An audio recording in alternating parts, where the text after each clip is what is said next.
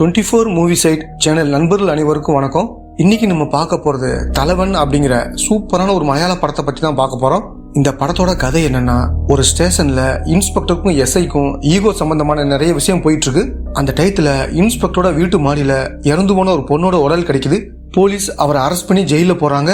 ஒரு கட்டத்துல இந்த கேஸை இவங்க 2 பேரும் சேர்ந்து விசாரிக்க ஆரம்பிக்கிறாங்க. உண்மையான கொலையாளியா கண்டுபிடிச்சாங்களா இல்லையா, கடைசி வரைக்கும் செம்ம இன்ட்ரெஸ்டா கொண்டு போயிருப்பாங்க. இப்ப நம்ம படத்துக்குள்ள போவோம். ஸ்டார்டிங் சீனு உதயா அப்படிங்கிற ஒரு நபரை காமிக்கிறாங்க. இவர் டிஎஸ்பியா இருந்து ரிட்டையர்ட் ஆயிருப்பாரு. இப்ப இவர் என்ன பண்றாருன்னா, டிவி சேனலுக்கு வந்து கிரைம் ஸ்டோரி எல்லாம் சொல்லிட்டு இருக்காரு. இவர் நிறைய கேஸ பாத்துருப்பார்ல, அதை பத்தி தான் சொல்லிட்டு இருக்காரு. இங்க இருக்கிற ஒரு பொண்ணு, சார் நீங்க அந்த கேஸ பத்தி சொல்லுங்கன்னு மாதிரி கேக்குறாங்க. இத கேட்ட உடனே இவரோட முகமே மாறுது. இவரும் கிளம்பி வெளியே வந்துடுறாரு. சார் நான் கேக்குறேன்னு தப்பா எடுத்துக்காதீங்க, அந்த கேஸை பொறுத்த வரைக்கும் உங்க மேலேயும் சில கரையெல்லாம் வந்திருக்கு. அதை மாத்துறதுக்கு இதை நீங்க யூஸ் பண்ணிக்கலாம். உங்களுக்கு விருப்பம் இருந்தா இதை பண்ணுங்க, இல்லைன்னா விட்டுருங்க மாதிரி இந்த பொண்ணு சொல்றாங்க. இப்ப இவரும் அந்த கேஸை பத்தி பேசலாம்னு நினைச்சு அதை சொல்ல ஆரம்பிக்கிறாரு. இப்ப கார்த்திக்ங்கிற ஒரு நபரை காமிக்கிறாங்க. இவர் எஸ்ஐயா ஜாயின் பண்றதுக்காக வேற ஸ்டேஷன்ல இருந்து புதுசா வந்திருக்காரு. இன்னும் இன்ஸ்பெக்டர் வரல, நீங்க சீக்கிரமா ரெடி ஆயிடுங்க மாதிரி இங்க இருக்கிற போலீஸும் சொல்றாங்க. இப்ப இவரும் வேகமா ரெடி ஆயிட்டு இருக்காரு. இப்பதான் இன்ஸ்பெக்டர் இந்த இடத்துக்கு வராரு. இவரோட பேர் ஜெய்சங்கர் அப்படிங்கிறது. இவரை பொறுத்த வரைக்கும் ரொம்ப கோவமா எல்லார்கிட்டையும் சத்தம் போட்டு தான் பேசுவாரு. இப்ப கார்த்திக்கும் வந்து இன்ஸ்பெக்டர் கிட்ட தன்னை அறிமுகப்படுத்திக்கிறாரு. இந்த ஸ்டேஷன்ல இன்ஸ்பெக்டருக்கு நெருக்கமா ஒரு நபர் இருப்பாரு. இவரோட பேர் சாக்கோ அப்படிங்கிறது. அதே மாதிரி இங்க கான்ஸ்டபிளா இருக்க ரகுவுக்கு இன்ஸ்பெக்டரை சுத்தமா பிடிக்காது. இப்பதான் 2 வருஷத்துக்கு முன்னாடி நடந்த சம்பவத்தை காமிக்கிறாங்க. இந்த ரகு இருக்காருல, ஒரு சீரியல் நடிகையை தான் பார்க்க வந்திருப்பாரு. இந்த நடிகையோட ஹஸ்பண்ட் இருக்காருல, இவங்களை போட்டு அடிச்சிருப்பாரு. அது சம்பந்தமா இவங்களும் புகார் கொடுத்திருப்பாங்க. இதை விசாரிக்கிறேன்னு சொல்லி ரகுவும் தொடர்ச்சியா இவங்களை டார்ச்சர் பண்ணிருப்பாரு. 2 பேரும் ஒன்னா இருக்கலாம் மாதிரி எல்லாம் ஆசைப்படுறாரு. ரகுவும் இவங்க பக்கத்துல போய் வான்னு கூப்பிடுறாரு. அப்பதான் இன்ஸ்பெக்டரோட டீம் எல்லாம் சேர்ந்து வந்து இவர் அரெஸ்ட் பண்ணி கூப்பிட்டு போறாங்க. வேணா சார், நமக்குள்ளே பேசி முடிக்கலாம் மாதிரி ரகுவும் சொல்றாரு. அதெல்லாம் முடியாதுன்னு மாதிரி இன்ஸ்பெக்டரும் சொல்லிடுறாரு. இதனால இவரை கொஞ்ச நாள் சஸ்பெண்ட் பண்ணி வச்சிருப்பாங்க. அந்த கோவம் தான் ரகுக்கு இருந்துச்சு மாதிரி இப்ப கரண்ட்ல உதயாவும் சொல்றாரு. இன்ஸ்பெக்டரோட மனைவி பேர் சுனிதா அப்படிங்கிறது. இவங்களை வேலை பார்க்குற இடத்துல டிராப் பண்ணிட்டு இவரும் கிளம்பி போறாரு. அப்ப யாரோ ஒருத்தன் சுனிதாவை கத்திய வச்சு கிழிச்சிருக்கான். ரொம்ப மோசமான நிலைமையில அவங்களை கூப்பிட்டு போயிட்டு இருக்காங்க. இவங்களை கத்திய வச்சு கிழிச்சான்ல, அவனோட பேர் ஜோஷி அப்படிங்கிறது. அவங்கிட்ட விசாரணை எல்லாம் பண்ணிருப்பாங்க. நான் வேற ஒரு பொண்ணை வெட்டத்தான் வந்தேன், தெரியாம இவங்களை வெட்டிட்டேன் மாதிரி சொல்லியிருப்பான். இப்ப அவன் ஜெயில தான் இருக்கிறான். இந்த கேஸை பத்தி சொல்ற உதயாவும் டிஎஸ்பி ரேங்க்ல தான் இருப்பாரு. ஆனா இவரும் இன்ஸ்பெக்டரும் ஃப்ரெண்ட்ஸ் மாதிரி தான் பேசிப்பாங்க. அடுத்து கார்த்திக்கும் தன்னோட வேலையை பார்த்துட்டு இருக்காரு. இப்ப இன்னொரு கான்ஸ்டபிளும் வந்து கார்த்திக் கிட்ட ஒரு விஷயத்த சொல்றாரு. சார், மனுங்கிற ஒருத்தன் ஒரு கேஸ்ல மாட்டிருக்கான், நீங்களும் அவனும் ஒன்னா ஸ்கூல்ல படிச்சீங்களாம், உங்களை பத்தி சொல்றான் மாதிரி இவரும் சொல்றாரு. யாரு அவன் பாக்குறதுக்காக கார்த்திக்கும் அந்த இடத்துக்கு வந்துடுறாரு. இவருக்கு உண்மையிலே அந்த மனுவை தெரிஞ்சிருக்கு. என்னடா பிரச்சனைன்னு மனு கிட்ட கேட்கிறாரு. இந்த மனுவை பொறுத்த வரைக்கும் கேபிள் தொழில் தான் பண்ணிட்டு இருக்காரு. இவருக்கு போட்டியா விநாயகம்னு ஒரு நபர் இருப்பாரு. மனு கொடுத்த கனெக்ஷன் எல்லாத்தையும் விநாயகம் புடுங்கிருப்பாரு. இதனால மனுவும் கோவப்பட்டு அவர்கிட்ட பேசுறதுக்காக போயிருப்பாரு. அவன் தான் முதல்ல அடிச்சான், தற்காப்புக்காகத்தான் பதிலுக்கு அடிச்சேன், ஆனா என்ன லாக் பண்ணிட்டாங்க, கூடிய சீக்கிரம் எனக்கு கல்யாணம் ஆக போகுது, ஜாதி ரீதியா நிறைய பிரச்சனை வர போயிட்டு இருக்கு, இது தெரிஞ்ச கல்யாணமே நின்று போயிடும், தயவு செஞ்சு என்னை விட்டுரு, நீ சொல்லும் போது நான் வந்துடுறேன் மாதிரி இவரும் சொல்றாரு. இவர் மேல தப்பு இல்லைன்னு மாதிரி கார்த்திக் புரிஞ்சுக்கிறாரு. இப்ப நீ கிளம்பு, நான் சொல்லும் போது இங்க வரணும் மாதிரி சொல்லி அனுப்பிச்சு விடுறாரு. இப்ப ரம்யாங்கிற ஒருத்தவங்களை காட்டுறாங்க. இவங்களோட ஹஸ்பண்ட் ஜோசி தான் ஜெயில இருக்காரு. அந்த இன்ஸ்பெக்டர் கேஸை வாபஸ் வாங்கினா அவரை வெளியில எடுத்துடலாம், அது சம்பந்தமா பேசதான் இன்ஸ்பெக்டரை பார்க்க போறேன் மாதிரி பக்கத்து வீட்டு லேடி கிட்ட சொல்லிட்டு இருக்காங்க. அடுத்த சீன்ல அந்த சாக்கோ இருக்காருல, எஸ்ஐ மனுவை அனுப்பிச்சு விட்டார் மாதிரி போட்டு கொடுக்குறாரு. இப்ப இன்ஸ்பெக்டரும் என்கிட்ட சொல்லாம எப்படி நீ அனுப்பலாம் மாதிரி கார்த்திக் கிட்ட கேக்குறாரு. சார், நான் நல்லா விசாரணை பண்ணிட்டேன், அவன் மேல தப்பே இல்ல, அதனாலதான் அனுப்பிச்சு விட்ட மாதிரி சொல்றாரு. நீ முடிவெடுக்க கூடாது, நான் தாண்டா முடிவெடுக்கணும் மாதிரி கோவமா பேசுறாரு. சார், வாடா போடான்னு மாதிரி பேசாதீங்க, கொஞ்சம் மரியாதையா பேசுங்கன்னு கார்த்திக்னு சொல்றாரு. இதனால இவங்க 2 பேருக்கு வாக்குவாதம் நடக்குது. இப்ப இன்ஸ்பெக்டரும் மனுவை பிடிக்கிறதுக்காக ஆட்களை கூப்பிட்டுக்கிட்டு வேகமா இங்கிருந்து கிளம்புறாரு. அந்த டயத்துல ரம்யாவும் அங்க வந்து, சார் கேஸ வாபஸ் வாங்குன்னு மாதிரி கேக்குறாங்க. உன் ஹஸ்பண்ட் என் மனைவியை கத்தி வச்சு கிழிச்சிருக்கான், ஒழுங்கு மரியாதை இங்கிருந்து கிளம்புன்னு இவரும் கோவமா பேசிட்டு கிளம்பி போறாரு. இப்ப ரகுவும் இதை கவனிச்சு, இவன் சும்மாதான் வெளியில அந்த பொண்ணை திட்டுறான், இந்த பொண்ணோட வீட்டுக்காரன் ஜெயில தான் இருக்கான், ஆனா இந்த பொண்ணு கூட இவன் தொடர்புலதான் இருக்கான் மாதிரி பக்கத்துல இருக்கிற ஆள் கிட்ட சொல்றாரு. இவர் இன்ஸ்பெக்டர் மேல இருக்கிற கோபத்துல சொல்றாரா இல்ல இது உண்மையான்னு தெரியல. அடுத்த இன்ஸ்பெக்டர் மனுவை பிடிச்சி இழுத்துட்டு போறாரு. உனக்கு கவனிச்சுக்கிறேன் மாதிரி மனுவும் இன்ஸ்பெக்டர் பார்த்து முறைச்சுக்கிட்டே போறான். அடுத்து 4 மாசம் கழிச்சு நடக்கிறத காமிக்கிறாங்க. இப்ப ஊர் திருவிழா நடந்துட்டு இருக்கு.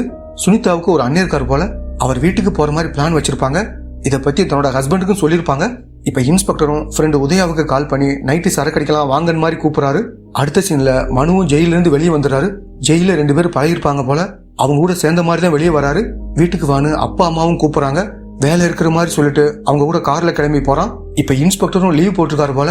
அதே மாதிரி ரகுவும், சார் நானும் லீவ் போட்டு ஊருக்கு போறேன் மாதிரி கார்த்திக் கிட்ட சொல்றாரு.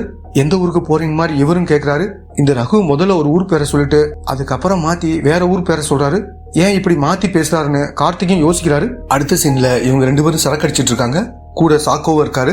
எஸ்ஐயும் இன்ஸ்பெக்டரும் சண்டை ஓட்ட விஷயம் உதயாவுக்கு தெரியும். அதனால அவங்க 2 பேரையும் சமாதானப்படுத்தி வைக்கலாம்னு நினைக்கிறாரு. உடனே கார்த்திக்கு போன் பண்ணி இந்த இடத்துக்கு வான்னு கூப்பிடுறாரு. அடுத்து அவரும் இந்த இடத்துக்கு வந்துடுறாரு. வா கொஞ்சம் சரக்கடியின் மாதிரி உதயாவும் கூப்பிடுறாரு.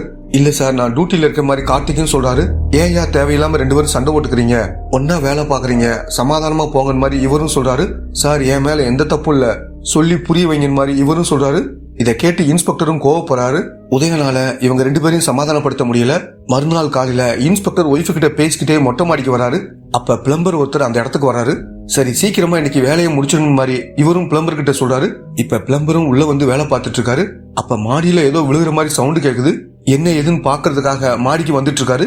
அந்த இடத்துல பார்த்தா இன்ஸ்பெக்டர் பக்கத்துல ஒரு மூட்டை இருக்கு. அந்த மூட்டைக்குள்ள ரம்யா தான் இறந்து போன மாதிரி கிடக்குறாங்க.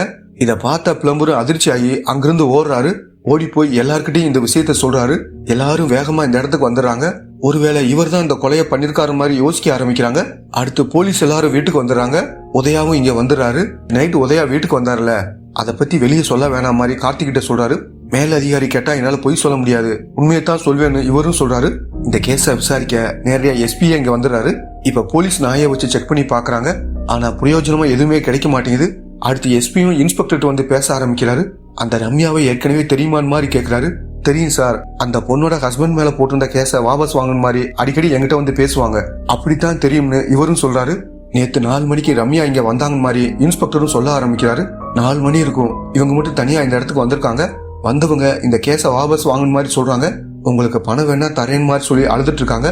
அதெல்லாம் எனக்கு தேவையில்லை, முதல்ல இங்கிருந்து கிளம்புங்கன்னு மாதிரி இவரும் சொல்லிட்டு இருக்காரு. இப்படி பேசிட்டு இருக்கும் போது இவட மச்சான் அங்க வந்துடுறாரு. சாவியை விட்டுட்டு போயிட்டேன், எடுக்கத்தான் வந்தேன் மாதிரி சொல்லிட்டு இவனும் கிளம்பி போறான். எதுக்காக அந்த பொண்ணு அழுதுட்டு இருக்கா, 2 பேருக்கும் ஏதாவது தொடர்பு இருக்கான்னு மாதிரி யோசிச்சுக்கிட்டே போறான். ஒரு ஸ்டேஜ்ல ரம்யாவும் ஒரு விஷயத்த சொல்ல வராங்க. யார் சொல்லி என் ஹஸ்பண்ட் இதை பண்ணான்னு தெரியுமான்னு சொல்றதுக்காக வர்றாங்க. ஆனா அதுங்களையும் சொல்ல வந்ததை நிறுத்திட்டு அங்கிருந்து கிளம்புறாங்க. இதுதான் நடந்துச்சுன்னு மாதிரி இன்ஸ்பெக்டரும் சொல்றாரு. அடுத்து எஸ்பியும் இது சம்பந்தமா மத்தவங்ககிட்டையும் விசாரிக்க ஆரம்பிக்கிறாரு. அப்படி விசாரிக்கும் போது எதிர்த்து விட்ட நபர் வேறு விதமா சொல்றாரு. அதாவது 6 மணிக்கு அந்த பொண்ணு வந்ததை பார்த்த மாதிரி சொல்றாரு. தனியா வரல, பொண்ணு கூட தான் வந்தாங்க. ஒரு ஆட்டோல வந்து இறங்குனாங்க. வீட்டுக்கு வெளியில கொஞ்ச நேரம் இருந்துட்டு தான் கிளம்புனாங்க. இதைத்தான் கவனிச்சன் மாதிரி இவரும் சொல்றாரு. சரி நீங்க 6 மணிக்கு எங்க இருந்தீங்க மாதிரி எஸ்பியும் இன்ஸ்பெக்டரை பார்த்து கேட்கிறாரு. இப்ப இவரும் ஒய்ஃபோட அம்மா வீட்டுக்கு போனேன் மாதிரி சொல்றாரு. அங்க வர மாதிரி பிளான் இருந்துச்சான்னு எஸ்பியும் ஒய்ஃபை பார்த்து கேட்கிறாரு. வர மாதிரி பிளான் இல்ல, ஆனா திடீர்னு வந்தார் மாதிரி இவங்களும் சொல்றாங்க. இப்ப என்ன நடந்துச்சுன்னு நமக்கு காமிக்கிறாங்க. இவர் நைட் நேரம் வீட்டுக்கு வந்திருப்பாரு, கொஞ்சம் பதட்டமா இருந்திருப்பாரு. என்னாச்சு என்கிட்ட சொல்லுங்கன்னு மாதிரி இவங்களும் கேக்குறாங்க. அவ வீட்டுக்கு வந்து என்கிட்ட பேசினா, நான் கோபமா பேசி அவளை அனுப்பிச்சு விட்டேன், அதாவது 4 மணிக்கு அனுப்பிச்சு விட்டேன் மாதிரி சொல்லியிருப்பாரு. ஆனா எல்லாருக்கும் இன்ஸ்பெக்டர் மேலதான் டவுட் இருக்கு. 6 மணிக்கு வர வச்சு கதையை முடிச்சிருக்க வாய்ப்பு இருக்கிற மாதிரி யோசிக்கிறாங்க. இப்ப இன்ஸ்பெக்டரை அரெஸ்ட் பண்ணி கூப்பிட்டு போறாங்க. அடுத்து இவரோட லாயர் கோர்ட்ல பேசி பாக்குறாரு. ஆனா இவருக்கு சாதகமா எந்த ஒரு ஆதாரமும் இல்ல. எதிர்த்தரப்பு விசாரணை வேணும் மாதிரி கேக்குறாங்க. அதனால 15 நாள் விசாரணை காவல இருக்கணும் மாதிரி ஜட்ஜும் சொல்லிடுறாரு. இப்ப போயிட்டு இருக்கும்போது ரம்யாவோட அப்பா இருக்காருல்ல, எதுக்காக என் பொண்ணை கொன்னேன் மாதிரி சொல்லி அடிக்கிறாரு. அவரை கண்ட்ரோல் பண்ணி இவரை கூப்பிட்டு போறாங்க. இவர் அரெஸ்ட் ஆகி போறத பொண்ணு பாக்குறதுனால அதை நினைச்சு ரொம்ப ஃபீல் பண்றாரு. அடுத்த சீன்ல கார்த்திகோட மாமாவை பத்தி காட்டுறாங்க. இவர் ஹோம் மினிஸ்டரா தான் இருப்பாரு. இப்ப இவரும் தன்னோட அதிகாரத்தை பயன்படுத்தி இந்த கேஸ கார்த்திக் கை கொண்டு வந்துறாரு. கார்த்திக்கும் என்னோட சீனியர் கேஸ நான் விசாரிக்க முடியாத மாதிரி சொல்றாரு. எனக்கும் அது தெரியும், சும்மா பேருக்கு டிஎஸ்பி விசாரிப்பாரு, ஆனா உண்மையிலே இந்த கேஸ நீ தான் விசாரிக்க போற, இது மூலமா நீ அடுத்த லெவலுக்கு போக முடியும், அதுக்காக தான் இப்படி பண்றேன்னு மாமாவும் சொல்றாரு. அடுத்த சீன்ல உதயாவும் உன் மாமா சப்போர்ட்ல ரொம்ப ஆடாதன் மாதிரி கார்த்திக் கிட்ட சொல்றாரு. அடுத்து இவரும் முதல்ல ரம்யாவோட அம்மா கிட்ட வந்து விசாரணை பண்றாரு. அதாவது இன்ஸ்பெக்டர் உங்க பொண்ணை பார்க்க வருவாரான்னு மாதிரி கேக்குறாரு. அவரெல்லாம் வந்ததில்ல சார், என் பொண்ணு தான் அவரை பார்க்க போவான்னு மாதிரி அம்மாவும் சொல்றாங்க. சரி வேற போலீஸ் ஆபீசர் யாராவது இங்க வந்திருக்காங்கன்னு மாதிரி கேக்குறாரு. ஆமா சார் ஒருத்தர் வந்திருக்காரு, ஆனா அவர் யாருன்னு தெரியல மாதிரி இவங்களும் சொல்றாங்க.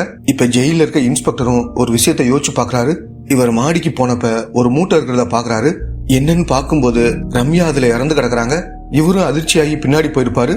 அங்க இருக்கிற ஒரு பொருளை தட்டி விட்டுருப்பாரு. அந்த சவுண்ட் கேட்டுதான் பிளம்பர் மேல வந்திருப்பான். இப்ப ஒரு இடத்துக்கு வந்து முகம் கழுவிட்டு இருக்காரு. குற்றவாளிகள் நிறைய பேரை ஜெயிலுக்கு அனுப்பி வச்சிருப்பாரு. இவங்க எல்லாம் இங்கதான் இருக்காங்க. இப்போ ஒரு சின்ன பையன் கட்டையை வச்சு இவரோட மண்டையில அடிக்கிறான். மத்தவங்க சொல்லிதான் அவன் அடிச்சிருக்கான்னு இவருக்கு புரியுது. அதனால இவனை எதுவுமே பண்ண மாட்டேங்கிறாரு. மத்தவங்க எல்லாரும் சேர்ந்து இவரை கிண்டல் பண்ற மாதிரி எல்லாம் பேசுறாங்க. ஒரு ஸ்டேஜ்ல இவரை அடிக்க ஆரம்பிக்கிறாங்க. இப்ப இவரும் அதை தடுத்து எல்லார்கிட்டையும் பயங்கரமா சண்டை போடுறாரு. அப்ப யாரோ கூர்மையான ஒரு பொருளை வச்சு வயிற்றுல குத்திடுறாங்க. குத்துனது யாருன்னு திரும்பி பாக்குறாரு. ஜோஷி தான் வயிற்றுல குத்திருக்கான். என் ஒய்ஃபை ஏன் கொன்னேன் மாதிரி கேக்குறான். இப்ப போலீஸ் எல்லாம் வந்து இவரை ஹாஸ்பிட்டலுக்கு கூட்டிட்டு போயிறாங்க. அதே சமயம் கார்த்திக்கும் இந்த ஜோஷி கிட்ட விசாரணை பண்றதுக்காக வராரு. இப்ப ஜோஷியும் ஒரு விஷயத்த சொல்ல ஆரம்பிக்கிறான். சம்பவம் நடந்த அன்னைக்கு ஒய்ஃபுக்கு கால் பண்ணி இவன் பேசியிருப்பான். ரம்யாவும் என்ன சொல்லிருப்பாங்கன்னா, 4 மணிக்கு அவர் வீட்டுக்கு போனேன், ரொம்ப கோபமா பேசி அனுப்பிச்சு விட்டாரு. இப்ப அவட மனசு மாறிடுச்சு போல. ஒரு ஆட்டோவை அனுப்பி திரும்பி வீட்டுக்கு கூட்டிட்டு வர சொல்லிருக்காரு. ஆட்டோவில தான் போயிட்டு இருக்கேன்னு மாதிரி சொல்றாங்க. டிரைவரை பத்தி தெரியுமான்னு மாதிரி கேட்கிறாரு. டிரைவரோட பேர் சிண்டோன் மாதிரி சொல்றாங்க. என் பேரை நான் சொல்லவே இல்ல, எப்படி உங்களுக்கு தெரியும் மாதிரி அந்த ஆட்டோ டிரைவர் கேட்கிறாரு. நீங்க வேற ஒருத்தர்கிட்ட போன்ல பேசுனீங்கல்ல, அப்பதான் உங்க பேர் எனக்கு தெரிஞ்சது மாதிரி இவங்களும் சொல்றாங்க. 2வது தடவை வர வச்சு கதையை முடிச்சுட்டான் மாதிரி ஜோசியும் சொல்றாரு. இதை கேட்கிற கார்த்திக்கும், யார் சொல்லி நீ சுனிதாவை கத்திய வச்சு குத்துறேன் மாதிரி கேட்கிறாரு.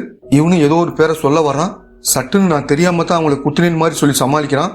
ஆனா யாரோ சொல்லிதான் சுனிதாவை குத்திருக்கான்னு கார்த்திக்கு புரியுது. அதே மாதிரி ரம்யாவோட பொண்ணுக்கு என்னாச்சுன்னு தெரியல. போலீஸ் அந்த பொண்ணை தேடிட்டு தான் இருக்காங்க. அடுத்த சீன்ல ஜெய்சங்கர் ஹாஸ்பிட்டல் இருக்காரு. இப்ப இவரும் அங்க இருக்கிற உதயா கிட்ட ஒரு உதவி கேட்கிறாரு. அதாவது இதை வச்சு கொஞ்ச நாள் எனக்கு பெயில் வாங்கி தான் மாதிரி கேட்கிறாரு. இப்ப உதயாவும் அவர் சைடு மூலமா ஜட்ஜை மூவ் பண்றாரு. ஜட்ஜும் 15 நாள் பெயில் தந்துடுறாரு. ஜெய்சங்கரும் நான் நம்ம வீட்டிலேயே தங்கிக்கிறேன் மாதிரி ஒய்ஃப் கிட்ட சொல்லிடுறாரு. அப்பதான் ஒரு விஷயம் நடந்துச்சுன்னு உதயாவும் சொல்ல ஆரம்பிக்கிறாரு. நைட் நேரம் யாரோ ஒருத்தன் எகிரி குதிச்சு உள்ள வர்றான். அந்த இடத்துல ஒரு பைக் இருக்கும். அதை கொளுத்தி விட்டு அங்கிருந்து கிளம்பி போறான். இந்த விஷயம் தெரிஞ்சு எல்லாரும் அந்த இடத்துக்கு வந்துடுறாங்க. பார்த்தா வீட்டோட கதவுல ஏதோ ஒரு பேப்பரை ஒட்டிட்டு போயிருக்கான். ஒரு சின்ன பொண்ணு தூக்குல தூங்குனா எப்படி இருக்குமோ அந்த மாதிரி தான் ஒரு பேப்பரை ஒட்டி வச்சுட்டு போயிருக்கான். சந்தேகத்துக்குரிய நபர்கள் எல்லாத்தையும் போலீஸ் கூப்பிட்டு வந்து அடிச்சு விசாரிக்கிறாங்க. அந்த மாதிரி சாக்கோ இருக்காருல்ல, ஹீரோட ஃப்ரெண்டு மனுவை போட்டு பயங்கரமா அடிக்கிறாரு. ஏன் இப்படி மிருகத்தனமா அடிக்கிற, நிறுத்துன்னு மாதிரி கார்த்திக்கும் சொல்றாரு. மனுவுக்கு இன்ஸ்பெக்டர் மேல கோபம் இருக்கும். அதை மனசுல வச்சு நீ ஏதாவது பண்ணியான்னு மாதிரி கார்த்திக்கும் கேட்கிறாரு. சத்தியமா நான் எதுவும் பண்ணல, என்ன மாட்ட வைக்க அந்த விநாயகன் கூட இந்த விஷயத்த பண்ணிருக்க வாய்ப்பு இருக்கிற மாதிரி சொல்றாரு. அடுத்த சீன்ல விநாயகத்தை பத்தி விசாரிக்க ஆரம்பிக்கிறாங்க. அவன் ஆபீஸ க்ளோஸ் பண்ணிட்டு வேற ஊருக்கு போயிட்டான் மாதிரி எல்லாம் சொல்றாங்க. ஆட்கள் எல்லார்கிட்டையும் சொல்லி விநாயகத்தை பத்தி விசாரிக்கணும் மாதிரி யோசிக்கிறாரு. அடுத்த சீன்ல விநாயகம் பத்தின தகவல் கிடைக்குது. இப்ப கார்த்திக்கும் அந்த இடத்துக்கு வந்து விநாயகத்துக்கிட்ட விசாரிக்க ஆரம்பிக்கிறாரு. அந்த மனு 2 ஆட்களோட ஜெயில் விட்டு போனான்ல, விநாயகத்தை அடிக்கத்தான் வந்திருப்பாங்க, என்ன பயங்கரமா அடிச்சுட்டு போயிட்டாங்க மாதிரி இவரும் சொல்றாரு. நான் பைக்கை கொடுத்தல, அந்த மனு தான் பண்ணிருப்பான். அதே மாதிரி அந்த இன்ஸ்பெக்டர் மேலையும் கோபமா இருந்தான் மாதிரி சொல்லிட்டு இருக்காரு. அடுத்து மனுவுக்கு கால் பண்ணி பேசுறாங்க. ஆனா கால் போகவே மாட்டேங்குது. அவன் வீட்டுலதான் இருக்கானா செக் பண்ணுங்கன்னு மாதிரி ஆட்கள் கிட்ட சொல்லிருப்பாரு. சார் அவன் வீட்டுல இல்ல, வேற எங்கேயோ கிளம்பி போயிட்டான் மாதிரி போலீஸும் சொல்றாங்க. அப்படின்னா மனுதான் இதை பண்ணிருக்க வாய்ப்பு இருக்கிற மாதிரி யோசிக்கிறாரு. இங்க ஒரு சீனியர் கான்ஸ்டபிள் இருக்காரு. இப்ப அவரும் ஒரு விஷயத்த சொல்ல ஆரம்பிக்கிறாரு. அதாவது இன்ஸ்பெக்டரை ஒரு நபர் கத்தி வச்சு குத்த ட்ரை பண்ண மாதிரி சொல்றாரு. இப்ப கார்த்திக்கும் என்ன கேஸ் அது, அதை பத்தி சொல்லுங்கன்னு மாதிரி கேட்கிறாரு. அருண்கிற ஒரு பையனுக்கு ஒரு கேர்ள் ஃப்ரெண்ட் இருப்பாங்க. அதே மாதிரி 4 ஃப்ரெண்ட்ஸும் இருப்பாங்க. இவங்க எல்லாரும் பக்கத்துல இருக்க அருவிக்கு குளிக்கிறதுக்காக போயிருப்பாங்க. அந்த இடத்துக்கு ஒரு போலீஸ் வந்திருப்பாரு. ஏண்டா உங்க 5 பேருக்கு இந்த ஒரு பொண்ணு போதுமான மாதிரி தப்பா பேசியிருப்பாரு. அவங்களும் அந்த போலீஸ் போட்டு பயங்கரமா அடிச்சிருப்பாங்க. அந்த 5 பேர்ல சிண்டோங்கிற நபர் தான் முக்கியமான ஆளா இருப்பான். இவன் தான் ஜெய்சங்கரை விட்டுறதுக்காக ட்ரை பண்ணிருப்பான். ரம்யா ஆட்டோல வந்தப்ப சிண்டோங்கிற ஒரு பேரை சொல்லியிருப்பாங்க. அந்த பேரெல்லாம் கார்த்திக் இந்த இடத்துல யோசிச்சு பாக்குறாரு. அருணுக்காகத்தான் எல்லாரும் சண்டை போட்டிருப்பாங்க. அந்த அருணோட அப்பா கிட்ட பேசுறதுக்காக வந்திருக்காரு. அப்பாவோட பேர் சிவதாஸ் அப்படிங்கிறது. சிவதாஸ் கிட்ட என்ன நடந்துச்சுன்னு மாதிரி எல்லாம் இவர் கேட்க ஆரம்பிக்கிறாரு. தப்பா பேசுன அந்த போலீஸ இந்த 5 பசங்க கட்டி வச்சு அடிச்சிட்டு இருப்பாங்க. அந்த வழியா தான் இன்ஸ்பெக்டர் ரவுண்ட்ஸ்க்கு போயிருப்பாரு.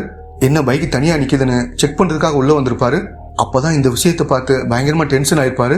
மற்ற பசங்களை போய் பிடிங்கன்னு மாதிரி இன்ஸ்பெக்டரும் போலீஸ் கிட்ட சொல்றாரு. அவங்களும் அந்த பசங்களை துரத்திட்டு போய் மடக்கி பிடிக்கிறாங்க. இந்த போலீஸ் மேலதான் தப்புன்னு மாதிரி சிண்டவும் சொல்றான். ஆனா அதை கேட்காம இவரும் சிண்டவை போட்டு பயங்கரமா அடிக்கிறாரு. இவனும் அறிவால வச்சு வெட்டுறதுக்காக ட்ரை பண்றான். ஆனா இன்ஸ்பெக்டர் தடுத்து இவனை அடிச்சு போட்டுறாரு. இப்ப அருண் எங்க இருக்கான் மாதிரி அப்பா கிட்ட கேக்குறாரு. என் பையன் அயர்லாந்துல தான் இருக்கான், அவன் நல்ல நிலைமையில இருக்கான். இந்த சிண்டோ தான் மோசமான நிலைமைக்கு மாறிட்டான். உங்க பையனுக்காக தான் சண்டை போட போனேன். இப்ப உங்க பையன் நல்ல நிலைமையில இருக்கான். நான் இங்க கஷ்டப்பட்டு இருக்கேன். எல்லாம் உங்களால் தான் மாதிரி அடிக்கடி சண்டை போட வருவான். நான் பெருசா கண்டுக்க மாட்டேன்னு மாதிரி இவரும் சொல்றாரு. அடுத்து ஜெய்சங்கரும் யார் இதை பண்ணிருக்க வாய்ப்பு இருக்கிற மாதிரி சாக்கோ கிட்ட பேசிட்டு இருக்காரு. அப்பதான் பிளம்பர் மேல டவுட் வருது. ஏன்னா அவங்கிட்ட தான் சாவிலாம் தந்திருப்பாங்க. ஒருவேளை அவன் பண்ணிருக்க வாய்ப்பு இருக்கிற மாதிரி யோசிக்கிறாங்க. இப்ப அந்த பிளம்பர் இருக்கிற இடத்துக்கு இந்த 2 பேரும் வந்துடுறாங்க. இவங்களை பார்த்ததுமே அவன் அங்கிருந்து தப்பிச்சு ஓடுறான். இவங்களும் அவனை பிடிக்கிறதுக்காக துரத்தி ஓடுறாங்க.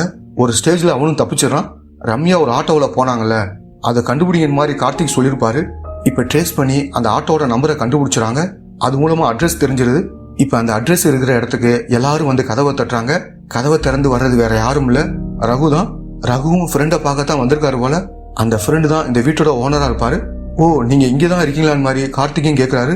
ஏன்னா ரகு கூட இந்த விஷயத்த பண்ணிருக்க வாய்ப்பு இருக்கிற மாதிரி கார்த்திகை சந்தேகமெல்லாம் இருக்கும். இங்கதான் அந்த ஆட்டோ இருக்கு. ரொம்ப மோசமான நிலைமையில தான் அந்த ஆட்டோ இருக்கு. அங்க நிறைய ட்ரம்ஸ் இருக்கு. அதுக்குள்ள பார்த்தா நிறைய ரத்தக்கரை இருக்கு. எல்லாமே கோழி ரத்தம் தான் சார். கோழி பிசினஸ் பண்ணிட்டு இருக்க மாதிரி சொல்றாங்க. இருந்தாலும் கார்த்திக்கு சந்தேகம் வருது. இது எல்லாத்தையும் கலெக்ட் பண்ணுங்க, நம்ம இவங்களை விசாரணை பண்ணணும் மாதிரி சொல்றாரு. அடுத்து ரம்யாவோட வீட்டு வாசல்ல ஒரு கார் வந்து நிக்குது. அதுல இருந்து சின்ன பொண்ணு தான் வெளியே வரா. அந்த கடத்தினால் அந்த சின்ன பொண்ணை விட்டு போயிருக்கான் போல. அடுத்த சீன்ல கார்த்திக்கும் அந்த சின்ன பொண்ணு கிட்ட விசாரிக்கிறதுக்காக வந்திருக்காரு. நீ அம்மாவோட இந்த வீட்டுக்கு தான் போனியான்னு மாதிரி இன்ஸ்பெக்டரோட வீட்டு போட்டோவை காமிக்கிறாரு. இந்த பொண்ணு ஆமான்னு சொல்றா. சரி, அங்கிருந்து எங்க போனேன்னு மாதிரி கேக்குறாரு. பக்கத்துல இருக்கிற வேற ஒரு இடத்துக்கு போனேன்னு மாதிரி இந்த பொண்ணும் சொல்றா. சரி, ஆட்டோ ஓட்டுநர் நபர் இப்படித்தான் இருந்தான் மாதிரி சிண்டோவோட போட்டோவை காட்டுறாரு. ஆமா, அவர் இப்படித்தான் இருந்தாருன்னு இந்த பொண்ணும் சொல்றா. சிண்டோவை கண்டுபிடிங்கிற மாதிரி ஆட்கள் எல்லார்கிட்டையும் சொல்லியிருப்பாரு. அப்ப பெண்ணின்னு ஒரு போலீஸ் கால் பண்ணி சிண்டோ இந்த இடத்துல இருக்கான்ற தகவலை சொல்றாரு. அடுத்து கார்த்திக்கும் டீமோட அந்த இடத்துக்கு வந்துறாரு. வேகமா கதை உடைச்சிட்டு உள்ள வந்துடுறாங்க. பார்த்தா அங்க ஒரு வயசான நபர் ஒருத்தர் இருக்காரு. சிண்டோ எங்கன்னு மாதிரி அவர்கிட்ட கேக்குறாங்க. ஏற்கனவே அவனை தேடி ஆட்கள் வந்தாங்க, அவன் பயந்து ஓடிட்டான் மாதிரி சொல்றாரு. அவன் கூட ஒரு சின்ன பொண்ணு இருந்தாலும் மாதிரி கேக்குறாரு. ஆமா சார், அந்த சின்ன பொண்ணை இந்த ரூம்ல வச்சுதான் லாக் பண்ணிட்டு போவான், என்ன கூட பேச விட மாட்டான்னு இந்த பெரியவரும் சொல்றாரு. சரி, சிண்டோவை தேடி ஆட்கள் வந்ததா சொன்னீங்கல்ல, இவர் வந்தாரான்னு மாதிரி இன்ஸ்பெக்டரோட போட்டோவை காமிக்கிறாரு. ஆமா சார், இவர் தான் பிடிக்க ட்ரை பண்ணாரு, ஆனா அவன் மண்டையில அடிச்சுட்டு தப்பிச்சு ஓடிட்டான்னு இந்த பெரியவரும் சொல்றாரு. அடுத்த சீன்ல இன்ஸ்பெக்டரும் சாக்கோவை கூப்பிட்டு பிளம்பரோட வீட்டுக்கு வராரு. நான் சிண்டோ வந்திருக்கேன், கதவை திறன் மாதிரி சொல்றாரு. அவன் சிண்டோவோட ஆளா இருந்தா கதவை திறக்க வாய்ப்பு இருக்குல்ல, அதனாலதான் இப்படி சொல்றாரு. ஆனா அவன் பின்னாடி வழியா தப்பிக்க பாக்குறான். அடுத்த இன்ஸ்பெக்டரும் அவனை லாக் பண்ணி பயங்கரமா அடிக்கிறாரு. ஒழுங்கா உண்மையை சொல்லு, அந்த சிண்டோவோட சேர்ந்துதான் இதை பண்ணியான்னு மாதிரி கேட்கிறாரு. சார், சத்தியமா நான் எதுவுமே பண்ணல, நான் பயந்து ஓடுனதுக்கு என்ன காரணம்னா நீங்க போலீஸ், என்னை மாட்டி விட கூட வாய்ப்பு இருக்கு, அதனாலதான் பயந்து ஓடுனேன்னு மாதிரி சொல்றான். கார்த்திக்கு ரகு மேல டவுட் வந்துச்சுல, அது கிளியர் ஆயிருது. ஏன்னா ரகுவோட ஆட்டோ நம்பர் தான் உண்மையா இருக்கும். இந்த சிண்டோ ஒரு ஆட்டோ எடுத்து வந்தான்ல, அந்த நம்பர் போலியானதா இருக்கும். அதனால சிண்டோ மேலேயும் டவுட் இருக்கிற மாதிரி சொல்றாரு. அதே மாதிரி தப்பிச்சு போன மனு மேலேயும் டவுட் இருக்க மாதிரி சொல்லிட்டு இருக்காரு. அடுத்த சீன்ல இன்ஸ்பெக்டருக்கு யாரோ கால் பண்றாங்க. இப்ப சிண்டோ கார்த்திகோட வீட்டுல தான் இருக்கான், போய் பிடிக்கணும்னா பிடிச்சுக்கிற மாதிரி சொல்றான். இப்ப கார்த்திக் வீட்டுல தான் இருக்காரு. அப்ப போன்ல பெண்ணிக்கிட்ட இருந்து ஒரு வாய்ஸ் நோட் வந்திருக்கு. அதை கேட்கலாம்னு நினைச்சிட்டு இருக்கும் போது அம்மா கிட்ட இருந்து கால் வருது. அவரு அம்மா கிட்ட பேசிட்டு இருக்காரு. அப்ப திடீர்னு கரண்ட் போகுது. யாரோ திட்டமிட்டு கட் பண்ணிருக்க மாதிரி தோணுது. அதே மாதிரி வெளியில இருந்து சவுண்ட் எல்லாம் கேக்குது. என்ன ஏதுன்னு பாக்குறதுக்காக இவரும் வெளியே வந்துட்டு இருக்காரு. அப்ப ஒரு ஆட்டோ வேக வேகமா இங்கிருந்து கிளம்பி போகுது. ஆட்டோவில் வந்தவங்க எதையோ வச்சுட்டு தான் போயிருக்காங்கன்னு புரிஞ்சுக்கிட்டு இவரும் பக்கத்துல வந்து பாக்குறாரு. அப்போ ஒரு பெரிய பாக்ஸ்குள்ள சிண்டோட உடல் கிடக்குது. இதை பார்த்து கார்த்திகை அதிர்ச்சி ஆறாரு. அப்ப பின்னாடி இருந்து ஜெய்சங்கர் இவரை லாக் பண்றாரு. நீதானே இவனை சாகடிச்சன் மாதிரி கேக்குறாரு. என்னது, நான் சாகடிச்சனா? என்ன மாட்டு வைக்க இப்படியெல்லாம் நீங்க பண்றீங்க? நான் எதுவும் பண்ணலன்னு மாதிரி கார்த்திகை சொல்றாரு. முதல்ல 2 பேரும் சண்டை போட்டாலும் அதுக்கப்புறம் உட்காந்து பேச ஆரம்பிக்கிறாங்க. நம்ம 2 பேரையும் இதுல மாட்ட வைக்க வேற யாரோ ட்ரை பண்றாங்க, 2 பேரும் சேர்ந்துதான் இதை கண்டுபிடிக்கணும் மாதிரி பேசிட்டு இங்கிருந்து கார்ல கிளம்பி போறாங்க. பென்னிக்கிட்ட இருந்து வாய்ஸ் நோட் வந்துச்சுல, அதை கேட்க ஆரம்பிக்கிறாங்க. அவர் என்ன சொல்றாருன்னா, இந்த கேஸ் சம்பந்தமா ஒரு முக்கியமான ஆதாரம் எனக்கு கிடைச்சிருக்கு, அதை கன்ஃபார்ம் பண்ண தான் போயிட்டு இருக்க மாதிரி சொல்லியிருக்காரு. இப்ப உடனே பென்னிக்கு கால் பண்றாங்க. ஆனா கால் போக மாட்டேங்குது. அடுத்து இவங்க 2 பேரும் அவரோட வீட்டுக்கே வந்துடுறாங்க. இந்த கேஸ் சம்பந்தமா பாஸ்போர்ட் ஆபீஸ்க்கு விசாரணைக்கு போனாரு, ஈவினிங் கால் பண்ணாரு, அதுக்கப்புறம் கால் வரவே இல்லைன்னு மாதிரி இவங்களும் சொல்றாங்க. அடுத்த சீன்ல பாஸ்போர்ட் ஆபீஸ்க்கு வந்துடுறாங்க. இவர் வந்து உங்ககிட்ட என்ன கேட்டார் மாதிரி கேக்குறாங்க. ஒரு 5 பேரோட டிராவல் லிஸ்ட் எல்லாம் கேட்டாரு, அதெல்லாம் நாங்க தர முடியாதுன்னு சொல்லிட்டோம். அதுக்கப்புறம் பாஸ்போர்ட் இருக்கா இல்லையான்னு மாதிரி கேட்டாரு. 5 பேர்ல 2 பேருக்கு பாஸ்போர்ட் இருந்துச்சு, அந்த டீட்டெயில்ஸ் எல்லாத்தையும் தந்துட்டோம் மாதிரி இங்க வேலை பாக்குறவங்களும் சொல்றாங்க. இப்ப இவங்களுக்கும் அந்த தகவல் எல்லாத்தையும் தந்துடுறாங்க. ஜெய்சங்கர் 5 பேரை அடிச்சாருல, அந்த 5 பேரோட லிஸ்ட் தான் இருக்கு. அதுல சிண்டோ கிட்டையும் அருண் கிட்டையும் தான் பாஸ்போர்ட் இருக்கு, மத்தவங்க கிட்ட பாஸ்போர்ட் கிடையாது. இப்ப சிண்டோ இறந்து போயிட்டான். அருண் வீட்டுக்கு போய் அவங்க அப்பாவை பார்த்து பேசலாம் மாதிரி நினைச்சு அங்க வந்துடுறாங்க. அப்பதான் அருண் இறந்து போயிட்டாருன்னு தெரிய வருது. அவர் அயர்லாந்துல தான் வேலை பார்த்துட்டு இருப்பாரு. அங்க நடந்த ஆக்சிடென்ட்ல இறந்து போயிருக்காரு. இறுதிச் சடங்கு வேலையெல்லாம் அங்கேயே முடிச்சிட்டாங்கன்னு மாதிரி சிவதாஸோட ஃப்ரெண்டும் சொல்றாரு. இப்ப சிவதாஸும் பையன் இறந்து போனதை நினைச்சு சோகமா அழுதுட்டு இருக்காரு. இவங்களும் இப்போதைக்கு விசாரணை பண்ண வேணாம்னு நினைக்கிறாங்க. அந்த பென்னியோட செல்போன் சிக்னல் கடைசியா இந்த பகுதியில தான் காட்டியிருக்கும். இவர்கிட்ட பென்னியோட போட்டோவை காமிச்சு எதுக்காக வந்தாரு மாதிரி கேக்குறாங்க. விசாரணை பண்றதுக்காக தான் சார் வந்தாரு, ஆனா அருண் இறந்து போயிட்டாருன்னு தெரிஞ்ச உடனே அவரோட முகமே மாறி போயிடுச்சு, இதுக்கப்புறம் நான் விசாரிக்கிறதே வேஸ்ட்னு சொல்லிட்டு கிளம்பி போயிட்டாரு. இதுதான் நடந்துச்சுன்னு மாதிரி சிவதாஸோட ஃப்ரெண்டுன்னு சொல்றாரு. ஜெய்சங்கரோட பெயில் முடிஞ்சிருக்கும். இதனால எஸ்பியும் செம்ம கோபத்தில் இருக்காரு. சீக்கிரம் கண்டுபிடிக்கிற மாதிரி எஸ்பியும் உதயா கிட்ட சொல்றாரு. அந்த 5 பேர் பத்தியும் நல்லா விசாரிக்கிற மாதிரி கார்த்திக் கான்ஸ்டபிள் கிட்ட சொல்லியிருப்பாரு. இப்ப அவரு என்ன சொல்றான்னா, அந்த 5 பேர்ல இவங்க 2 பேருக்கு பாஸ்போர்ட் இருக்கு, ஆனா இவங்க 2 பேருமே இந்தியாவை தாண்டி எங்கேயுமே போனதில்லை மாதிரி சொல்றாரு. இதை கேட்டு இவங்களும் அதிர்ச்சி ஆகிறாங்க. ஏன்னா சிவதாஸ் தன்னோட பையன் அயர்லாந்துக்கு போயிருக்கான் மாதிரி சொல்லியிருப்பாரு. அப்படின்னா சிவதாஸ் ஏன் பொய் சொன்னார் மாதிரி யோசிக்கிறாங்க. இப்ப இவங்க 2 பேரும் சிவதாஸோட வீட்டுக்கு வந்துடுறாங்க. சிவதாஸும் முன்னாள் போலீஸா தான் இருப்பாரு. இப்ப உங்க பையன் எங்க இருக்கான், எங்க மறைச்சு வச்சிருக்கேன்னு மாதிரி கேக்குறாங்க. பையன் தான் இறந்து போயிட்டான்னு இவரும் சொல்றாரு. ஒழுங்கா உண்மையை சொல்லுன்னு அவரை போட்டு அடிக்கிறாங்க. அடுத்து வீடு முழுக்க தேடி பாக்குறாங்க. அப்போ ரூம்குள்ள வர்றாங்க. வந்து பார்த்தவங்க அதிர்ச்சி ஆறாங்க. ஏன்னா அந்த இடத்துல பையனோட போட்டோக்கு மாலையெல்லாம் போட்டிருக்காரு. இப்பதான் என்ன நடந்துச்சுன்னு நமக்கு காமிக்கிறாங்க. ஒரு போலீஸை கட்டி வச்சு 5 பேர் அடிச்சாங்கல்ல, அதுல குறிப்பா அருண் தான் அடிச்சிருப்பான். என் லவரவே தப்பா பேசுவான் மாதிரி சொல்லி அடிச்சிருப்பான். இப்பதான் இன்ஸ்பெக்டர் அந்த இடத்துக்கு வந்து அவங்க எல்லாரையும் அடிச்சு போட்டிருப்பாரு. குறிப்பா இந்த பையன் தான் அடிச்சான் மாதிரி இவருக்கு தெரிய வந்திருக்கும். அதே மாதிரி சிவதாஸோட பையன் தான் இவன் தெரிய வந்திருக்கும். நீ தான் உன் பையனை அடிக்கணும், இல்லைன்னா 6 மாசம் உள்ள தள்ளிடுவேன் மாதிரி இன்ஸ்பெக்டரும் சொல்றாரு. இவரும் வேற வழி இல்லாம இவரோட பையனை போட்டு அடிக்கிறாரு. இதெல்லாம் அருணோட கேர்ள் ஃபிரெண்ட் வெளியில இருந்து பார்த்து அழுதுட்டு இருக்காங்க.